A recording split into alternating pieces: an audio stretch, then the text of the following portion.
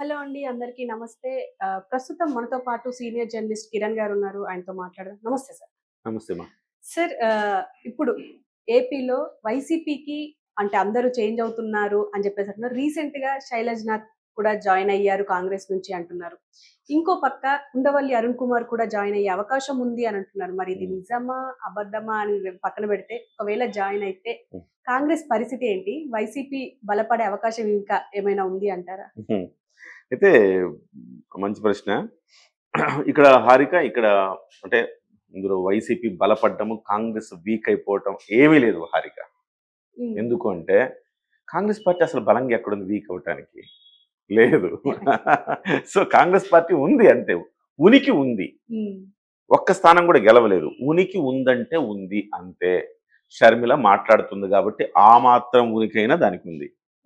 ఇకపోతే ఈ party YCP బలపడటానికి వైసీపీలోకి వచ్చింది ఏమన్నా గొప్ప నాయకుల సాకే శైలజానాథ్. ఒకప్పుడు వైఎస్ఆర్ గవర్నమెంట్లో మంత్రిగా పనిచేశాడు, దళిత నాయకుడు. ఆయన ఇవాళ పార్టీలోకి వచ్చాడు. ఓకే, వచ్చాడు అంతే. దానివల్ల రాయలసీమలో రాజకీయాలు ప్రభావితం అవుతాయా, లేకపోతే అట్లీస్ట్ ఆయన నియోజకవర్గంలో రాజకీయాలు ప్రభావితం అవుతాయా అంటే కూడా కష్టం. ఎందుకంటే 2000 నిజంగా అంత ప్రతిభా పాటవలు, అంత దమ్మున్న నాయకుడు అయి ఉంటే, అంత బలమైన నాయకుడు అయి ఉంటే 2024లో ఆయన కాంగ్రెస్ పార్టీ తరఫున పోటీ చేస్తే ఎంతో కొంత గట్టి పోటీ ఇచ్చాడు. మాజీ మంత్రి కదా, ఆయనకి కనీసం డిపాజిట్లు దక్కల.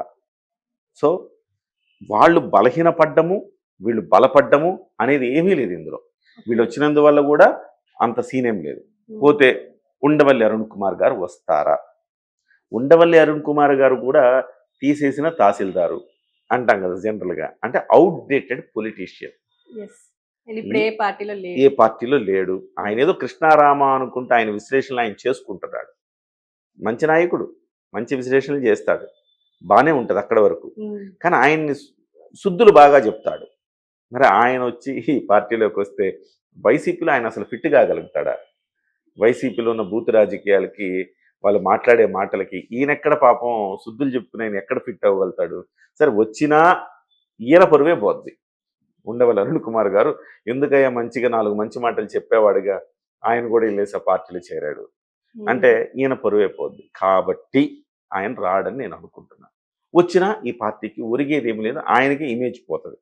సరే మరి ఎందుకు సార్ ఇంత గోల ఎందుకు? మళ్ళీ వీళ్ళందరినీ తీసుకోవడం, జగన్మోహన్ రెడ్డి దాని ప్రచారం మొత్తం కాంగ్రెస్ పార్టీకి అది అయిపోయినట్టు, వైసీపీ బలపడినట్టు బిల్డప్ ఇస్తున్నారు ఏంటి సార్ అంటే ఒక వ్యూహం. ఏంటి ఆ వ్యూహం? నెంబర్ 1, జగన్మోహన్ రెడ్డి తన పార్టీలోని వాళ్లను బయటకెళ్లకుండా అడ్డుకునేందుకు ఒక 2 వ్యూహాలు అమలు చేస్తామన్నాడు. మొదటి వ్యూహం ఏంటంటే వెళ్ళిపోయిన వాళ్ళకి విలువలు లేవు, విశ్వసనీయత లేదు, వాళ్ళకి మనుషులు కాదు అని చెప్పే ఒక ప్రయత్నం చేస్తున్నాడు. మరి ఇతర పార్టీల నుంచి వైసీపీలోకి వచ్చే వాళ్ళకి విలువలు ఉన్నట్టే. అదే, వీళ్ళ పార్టీలోకి వస్తే విలువలు ఉంటే వీళ్ళకు ఉంది. అయితే ఆయన చాలా రోజుల నుంచి చెప్పే మాట విలువలు, విశ్వసనీయత, అబద్ధాలు చెప్పకూడదు, ఇలాంటివి చెప్తా ఉంటారు కదా. దాన్ని ఈ మధ్యకాలంలో షర్మిల గారు ఓవరాల్గా విప్పి చూపించేశారు. ఆయన విలువలు ఏంటో, విశ్వసనీయత ఏంటో. ప్రాబ్లం ఎక్కడొస్తుందంటే విజయసాయి రెడ్డి గారు బయటకు వచ్చిన తర్వాత, ఈ మాటలు అన్న తర్వాత విజయసాయి రెడ్డి గారు ఒక మాట అన్నారు, నాకు వ్యక్తిగతంగా కూడా విలువలు ఉన్నాయి అన్నాడు. రాజకీయాల్లోనే కాదు, వ్యక్తిగతంగా కూడా. అంటే వ్యక్తిగతంగా జగన్మోహన్ రెడ్డికి విలువలు లేనట్టు అర్థం. దానికి తగ్గట్టుగా వెళ్ళి షర్మిలని కలిశారు. షర్మిల మీద గతంలో ఆస్తులకు సంబంధించి పెట్టిన ప్రెస్ మీట్లో అది నా మాటలు కాదమ్మా, ఆయన బలవంతంగా ప్రెస్ మీట్ పెట్టించి చెప్పించాడు అని చెప్పారు. అంటే అర్థం ఏంటి? సో జగన్మోహన్ రెడ్డి విలువలు కోల్పోయాడు అక్కడ అని అర్థం. ఆ మాట అడుగుతుంది ఈమె ఇప్పుడు, నీకు విలువలు ఉన్నాయా? నీ మేనల్లుడు మేనకోడల ఆస్తి నువ్వు కాజేస్తానికి ట్రై చేస్తున్నావు, నీకెక్కడ విలువలు ఉన్నాయా అంటుంది. తల్లిని ఉపయోగించుకుని తల్లిని అధ్యక్ష పదవి నుంచి తన్ని తగలేసావు, నీకు విలువలు ఉన్నాయా? చెల్లిని పట్టి గెంటేసావు, నీకు విలువలు ఉన్నాయా? బాబాయిని చంపిన వాడిని పక్కన పెట్టుకున్నావు, నీకు విలువలు ఉన్నాయా అని అడుగుతుంది. ఏం చేస్తాడు ఇక? అవుట్ రైట్గా అతని విలువలు, ఇజ్జత్తు మొత్తం తీసేసింది చెల్లె. సో కాబట్టి ఆ ఫార్ములా వర్కౌట్ అయ్యేలా లేదు. ఏమనుకున్నాడంటే ఈ ఫార్ములా పెట్టి ఇంకెవరు వెళ్ళకుండా రే మనం కూడా వెళ్తే మనల్ని కూడా విలువలు లేనివాడుగా విశ్వసనీయత లేనివాడుగా అనుకుంటారేమో అని భావించారు చాలా మంది. అవి లేవని తెలిసిన తర్వాత వీరికి ఇతనికే విలువలు లేవు, ఇతని దగ్గర మనం ఉండడం ఏంటని వెళ్ళిపోతారు కదా. ఇప్పుడు రెండో అస్త్రం ప్రయోగించాడు ఏంటంటే కాంగ్రెస్ పార్టీ నుంచి కొంతమంది నాయకుల్ని తీసుకోవడం ద్వారా లేదు లేదు మీరు వెళ్ళే వాళ్లకు ఇది సంకేతం చూడండి, మన పార్టీ బలపడుతోంది కాబట్టే శైలజనాథ్ వచ్చారు, కాబట్టే ఉండవల్లి వస్తున్నాడు, కాబట్టే పలానాయన వస్తున్నాడు, సో మన పార్టీ బలపడుతోంది అని చెప్పేందుకు ఇండైరెక్ట్ గా ఒక వ్యూహాత్మకంగా వాళ్ళని పార్టీలోకి తీసుకుంటున్నాడు. అది కూడా సింగనమల టికెట్ నీకు ఇస్తాను అని చెప్పి ఆయనకు వలేసి పట్టుకుని శైలజనాథ్ తెచ్చుకున్నాడు. అరుణ్ కుమార్ గారిని కూడా అడుగుతున్నారట. అడిగితే ఆయన వస్తే కనుక చెప్పుకుంటారు మాకు అరుణ్ కుమార్ గారు కూడా వచ్చారు, ఇంకా వాళ్ళ పార్టీలో అరుణ్ కుమార్ గారు వస్తే పెద్ద సీనియర్ నాయకుడు శకుని పాత్ర పోషించలేమో. అంటే ఇలా కూడా ఆలోచించచ్చు కదా సార్, షర్మిలను ఒంటరి చేసి అంటే మళ్ళీ తెలంగాణకు పంపించే ప్రయత్నం ఏమైనా చేస్తున్నారేమో.